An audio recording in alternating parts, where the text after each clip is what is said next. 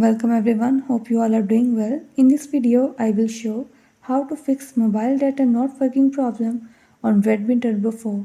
Before starting this video, please press the bell icon or do subscribe this channel.